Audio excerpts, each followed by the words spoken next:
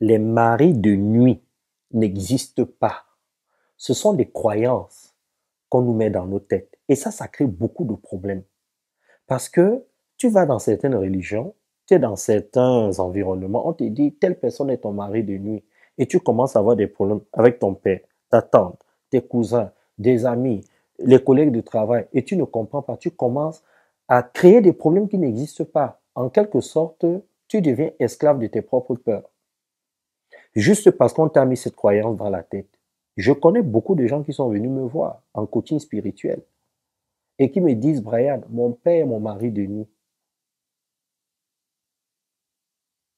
Je te dis tout dans cette vidéo, partage. Et dans cette vidéo, je vais aussi te dire ce qui se passe pendant les rêves. Parce que parfois, tu rêves qu'on t'a poursuivi, qu'on te tue, que tu es riche, que tu es pauvre. Tu fais des rêves bizarres et tu te lèves, tu te dis, mais c'est comme si j'ai vécu ça. Je vais te dire ce qui se passe. En fait, quelqu'un à qui on dit que les maris de nuit existent et qui finit par croire à cela, quand il va dormir, il va commencer à vivre ce qu'on appelle des rêves lucides. Là, on entre un peu dans les neurosciences. Les rêves lucides, c'est quoi? C'est lorsque le rêveur est conscient qu'il est en train de rêver. Il est conscient. Et il a la possibilité de modifier son environnement onirique. C'est quoi l'environnement onirique? C'est lorsque le rêveur a la possibilité de choisir les personnages, d'influencer les personnages de son rêve, d'influencer l'environnement, le contexte, de créer des occasions. Tout ça, il est capable d'influencer ou de fabriquer cela à travers son esprit. Là, nous sommes dans les neurosciences. Dans le rêve, il peut être au contrôle de tout. Et ça peut devenir une vérité, une réalité pour elle. Donc, si on t'a constamment dit qu'il y a des maris de nuit, que telle personne est ton mari de nuit, tu entretiens ça. Parce que dans le cerveau, il y a ce qu'on appelle le cortex préfrontal, qui est là pour nous aider à prendre de bonnes décisions, à être rationnel, etc., etc. Donc, pendant ton rêve, le rêve lucide, le cortex préfrontal joue un rôle très important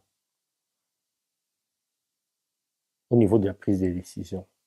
Donc, ça s'appelle un rêve lucide. Donc, si on t'a dit ça à l'église, dans ton environnement, dans ton village, où un ami te l'a dit, ou tu as lu ça quelque part, comme tu entretiens ça pendant ton rêve, à travers ton esprit et ton cerveau, tu vas créer des images qui vont finir par être une vérité, une réalité dans ton lit.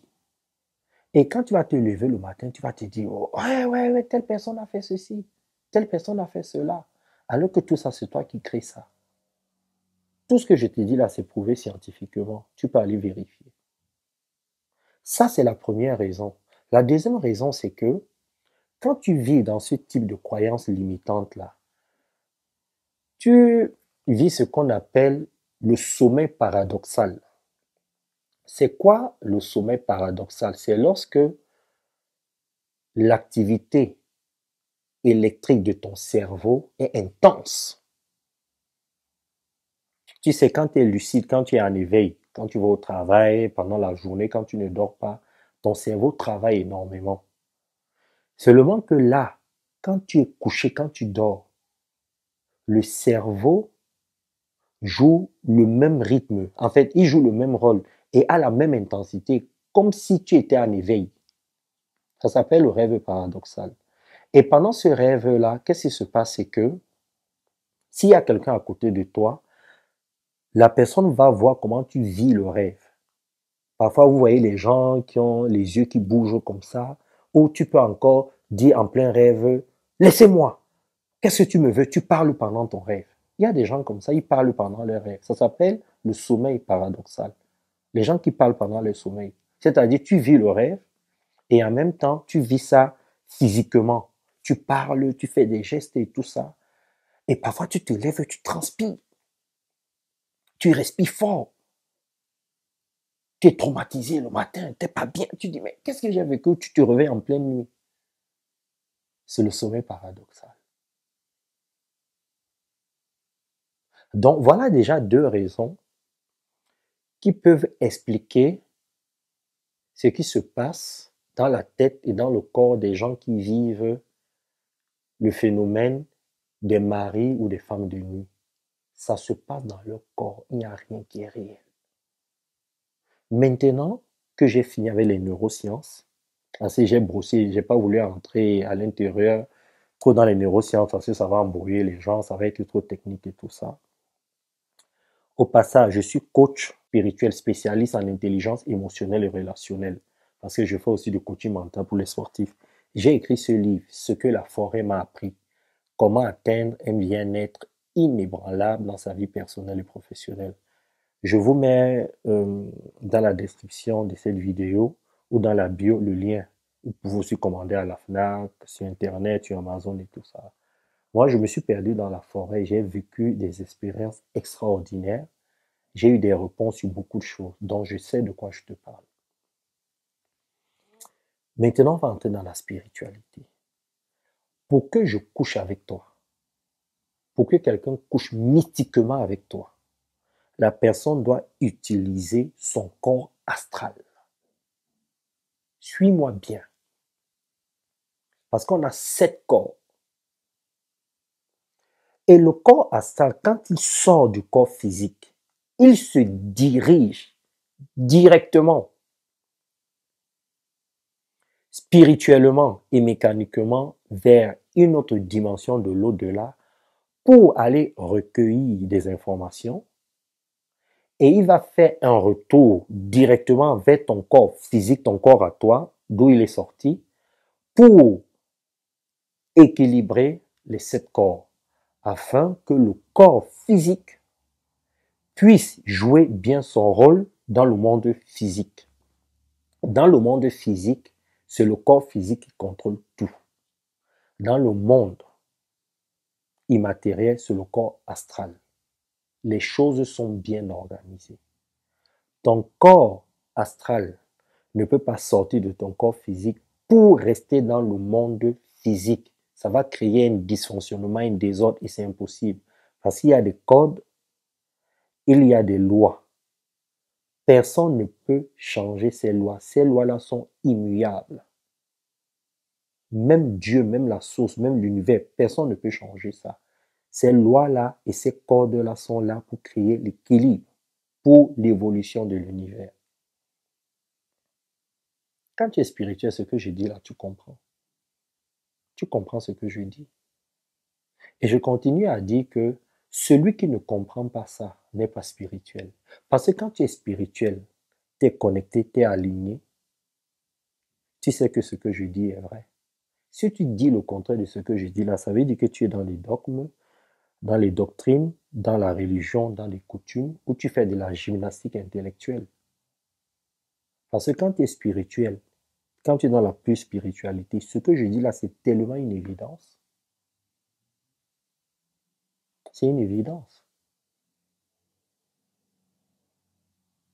Ton corps astral ne peut pas rencontrer un autre corps astral dans le monde physique. C'est impossible. Mais deux corps astraux se rencontrent dans le monde de l'au-delà, dans la dimension qui est prévue pour cela.